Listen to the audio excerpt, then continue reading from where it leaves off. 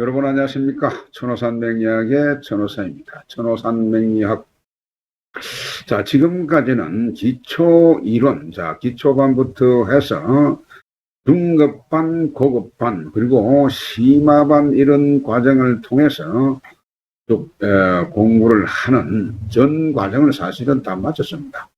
다 마쳤는데, 자, 오늘 이 시간부터는 실제 사주를 가지고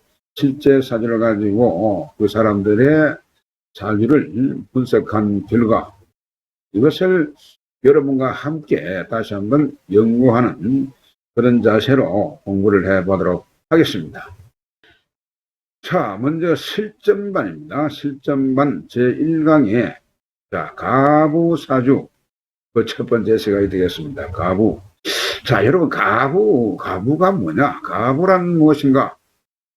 자, 여기에 가북하면은 미망인이라고 하는 이런 말을 많이 씁니다. 그래서 이 미망인에 대해서 먼저 알아보도록 하겠습니다. 과연 미망인이 어떻게 쓰여지는 것인지 이 부분을 먼저 알아보고, 그리고 가부는 무엇인가 이것 또한 알아보고 자, 강의를 시작하도록 하겠습니다. 그렇습니다. 미망인은 이 한자어를 풀이를 해보게 되면 그 놀라운 뜻을 가지고 있습니다. 자, 미자가 안일미자입니다. 안일미자에 망할 망 혹은 죽을 망 이렇게 씁니다만은 망할 망자 많이 봐왔죠, 여러분. 자, 그래서 그리고 사람 인자 이렇게 미망인은 이렇게 결합으로서 이것이 이제 성립된 그런 글자인데, 이것을 가만히 보게 되면은, 미망인. 자, 남편이 먼저 사망을 해서나, 아직까지 나는 따라 죽지 못했다. 이런 뜻을 지닌 그 여인을 말합니다. 자, 그러다 보니까, 미망인이라고 하는 것이 남편은 돌아가셨는데 나는 아직 따라서 죽지 못한 그런 여인을 말한다. 이렇게 설명하고 있습니다. 자, 그래서 이 부분이 본의를 이것은 낮춰서 지칭할 때 나를 남에게 말할 때에 나를 낮춰가지고 지칭할 때 사용하는 것이지 결코 이 문구를 남이 써서는 안 된다. 뭐 그런 말이 되겠습니다. 그래서 장례식장에서도 정확한 의미를 모르고 쓸 수가 있습니다만은 이는 주의를 해야 될 그런 필요가 있다. 이 말씀을 드리고 이 비슷한 단어로는 뭐 가부, 뭐 호러미, 혹은 가수 이렇게 바꿔서 이 사용을 할 수는 있습니다. 그래서 미망인. 자, 가부를 미망인 이렇게 보내죠. 자, 그렇습니다. 자, 다음은 두 번째로 과부. 자, 과부는 무엇인가? 그렇습니다. 가부의 의미도 역시 남편이 죽고 나서 부르게 되는 그러한 단어이죠. 그래서 역시 미망인의 다른 말로 부르게 되는 것입니다. 그래서 과부, 호름이, 뭐, 과수, 이렇게 이제 부르죠. 이 말은 상당히 성차별적인 그런 요소가 있다고 볼 수가 있습니다. 그래서 이것은 적절한 단어가 아니다. 이렇게도 볼 수가 있습니다. 그러나 요즘 시대에는 그렇게 또 부르지도 않죠. 그렇습니다. 그래서 옛날 유교 문화에서 이어져 온 말이기 때문에 이것을 참고로 하시면 되겠습니다. 더 이 내용을 거슬러 올라가게 되면 이야기가 자꾸 길어지기 때문에 여기서 줄이도록 하겠습니다. 자, 가부사주 그 첫 번째 사주입니다. 그래서 이 사주는 20대에 혼자 되어가지고 평생을 홀로 살고 있는 그런 분의 그런 여인의 사주가 되겠습니다. 그래서 이 사주는 제가 잘 알고 있기 때문에 제일 첫 번째로 골랐습니다. 자, 여러분, 이 사주를 항상 먼저 파악을 해야 될 그런 필요가 있습니다. 정축의 계묘에 정유의 병오시 이렇게 사주가 구성이 됩니다. 이렇게 되는데 이 사주는 순행 8대운이에요. 그리고 사주를 올해 나이가 88세입니다. 우리 나이로 88세. 자, 정축생이기 때문에 아직까지도 뭐 그렇게 물론 뭐 잔잔한 병은 뭐 있을 수는 있습니다만은 크게 아픈 데는 없는데 이 사주의 주인공은 20대에 혼연을 했습니다. 20대에 혼연을 해가지고 사실은 이거 아들 2명 낳고 사별을 하게 됐는데 사별한 뒤에 이 자식을 아들 자식을 키우면서 일생을 외롭게 살아온 그러한 분입니다. 물론 그 자식들하고 주변에 뭐 조카들은 있었죠. 그렇습니다. 이것을 우리는 답을 먼저 알고 그 답을 찾아가면은 공부가 더 쉽게 될 수가 있다. 이런 말씀을 드릴 수가 있겠습니다. 그래서 사주를 보겠습니다. 사주를 보게 되면은 정화가 묘월에 났습니다. 정화가 묘월에 났는데 이것이 편인이죠. 그러면 이것은 편인격 이가 없습니다. 편인격에 이가 없는데 자 여기에서 묘유충의 편인이 좌우묘유는 여러분 투간이 된 것이 없다고 하더라도 그대로 성립이 한다라고 했죠.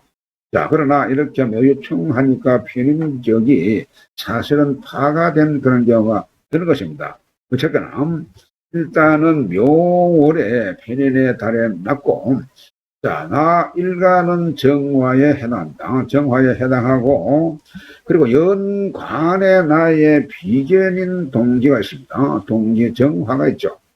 그리고 시간에도 역시 동기에 있는 병화가 있고 또한 시가 옷입니다. 옷이. 자, 그러다 보니까 이것은 묘월에 태어난 정화가 되는데 전체적으로 보면은 이렇게 사실은 사주가 신망하다 이렇게 볼 수가 있습니다. 자 그럼 신앙사주에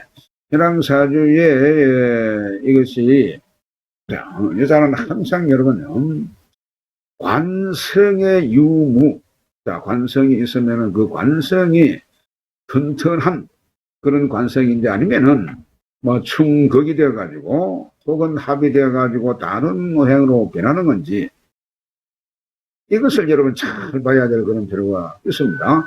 자, 그런데 이것이 말이죠. 사실 어떤 경우든 간에 관성이 사주에 있으면서도 상충되거나 합해가지고 변할 수가 있고요. 사주에 아예 관성 자체가 없을 수도 있습니다. 보게 되면은. 관성이 없다고 해가지고 그러면 결혼을 아니하느냐? 그것 또한 아니죠. 그렇기 때문에 자, 우리는 먼저 답을 알고 왜 혼자 사게 되었는지 이런 것을 우리가 사주를 통해서 공부를 해볼 그런 필요가 있습니다. 자, 그래서 이 사주는요. 정화가 묘월에 태어나가지고 시간에 명화가 있고 정화가 있습니다. 그래서 이 사주는 상당히 시가 오시다 보니까 기운이 강하게 태어났습니다. 그래, 월간의 개수가 관성이죠, 이것이. 월간의 개수가 관성인데 편관입니다. 편관을 남편으로 볼 수가 있는 겁니다.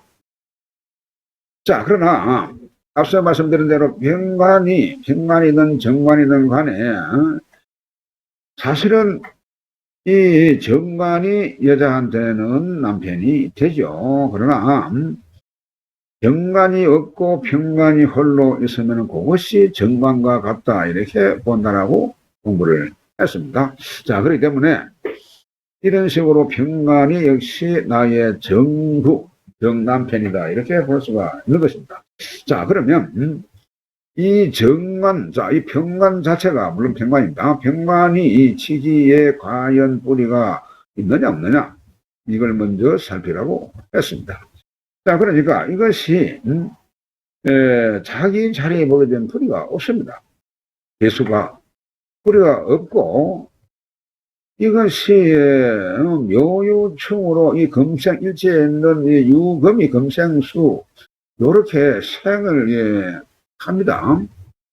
생을 하기는 합니다만은 그러나 일지하고 이 월지가 묘유충하면서 이것은 묘유충으로 목에 목왕절에 태어나기 때문에 여기에 묘유충은 목극 금하는 현상입니다. 이것이 금극목하는 것이 아니고 목극 금하는 이러한 기운이 정해된다. 이렇게 이해를 하시면 그래도 썩어도 준치라 유금이기 때문에 목을 쓸 수가 있습니다. 상충 자 이런 관계가 성립이 되죠.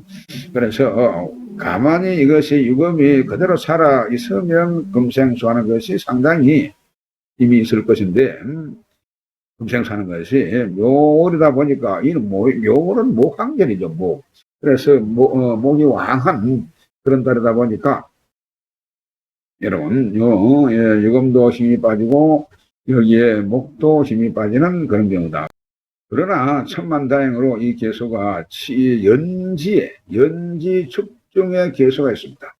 축중 개수가 있다 보니까 여기에 뿌리를 걸죠. 개수가 축중에 뿌리를 걸고, 자, 그래서 어찌됐든 약하지만 금이 금생수하고 이 개수가 축중에 있다 보니까 그래서 일단은 뿌리는 약하지만 뿌리는 있다. 이렇게 볼 수가 있습니다. 그래서 그 뿌리가 사실은요, 이 생의 기운을 받고 있기 때문에 존재한다.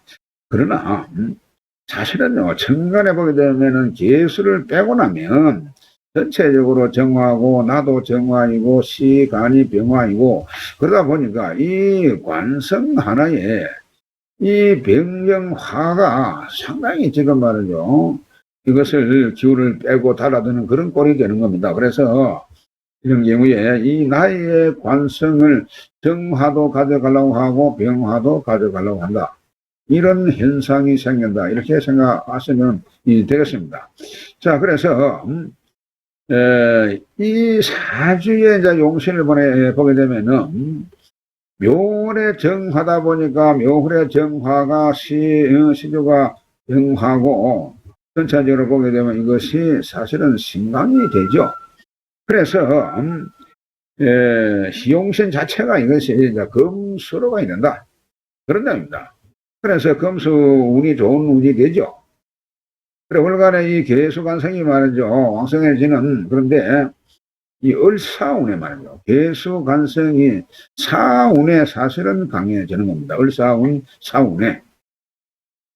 왜 이것이 강해지는 장이 되면은 이 화가 말이죠. 이것이 사유축 이렇게 사유축을 삼합을 하면서 이 금국이 됩니다. 자, 여러분 이거 잘 봐야 됩니다. 이것을 보지 못하면 이것이 사실은 사황화본 을사는 어찌 보게 되면은 대운 자체는 전부가 엄청나게 일간을 당하게 하는 그런 요소들이 됩니다.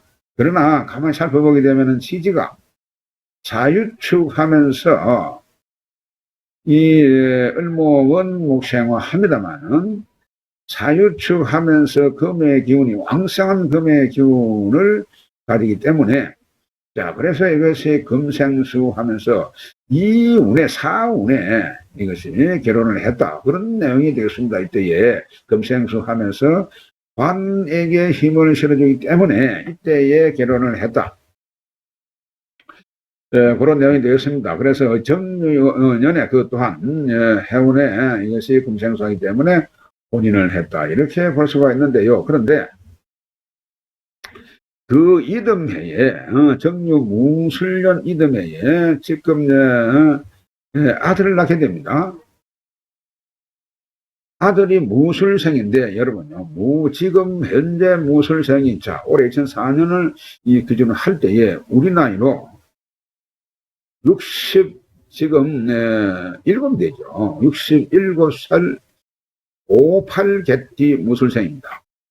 자, 그렇기 때문에 이 아들을 낳고, 그 다음에 말이죠. 아들을 낳게 되는데, 그 다음에 사실은, 이때 왜 이 아들을 낳냐 하게 되면은, 무술년에 아들 낳게 됐는데, 이것이 연지, 자, 무술년은 연지를 충하고, 무술, 흑술, 자, 계술 합합니다.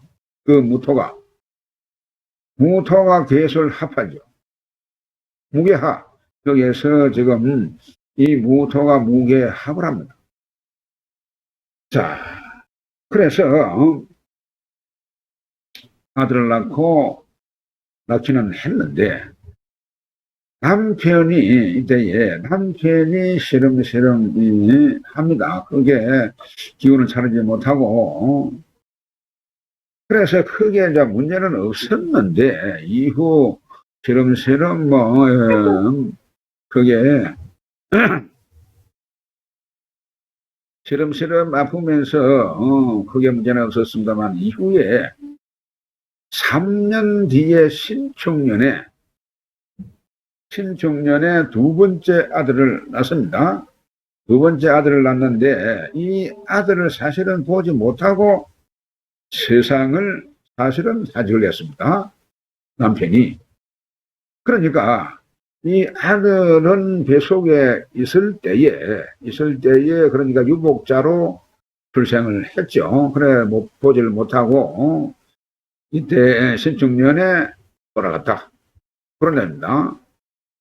그렇습니다. 그래서 그 이후에 주변의 도움으로 무난히 살았지만 중요한 부분은 여기서 핵심 본전은 그 외로움이야말로 어찌 말아서 표현을 하겠습니다만은 그래도 이 시골에 사는 분이다 보니까 그래도 재혼 같은 거는 생각도 못했을 나이이고 그러다 보니까 상당히 외롭게 살아 지금 현재까지 생존이 있습니다만은 살아온 그런 주인공의 사주다. 자, 이런 말씀을 드릴 수가 있습니다. 그래서 운의 흐름을 봤을 때 을사운을 가는데 그 이후 배우 정미 이렇게 정미 무신 무까지 이게 지금 상당히 운이 좋은 운이 못되죠. 보게 되면은 좋은 운이 되지 못하니까 어쨌든 이 금수로 가줘야 되는데 나이가 들면서는 그래도 살림도 좀 늘어나고 크게 먹고 사는 데는 어려움이 없었다 이렇게 볼 수가 있습니다.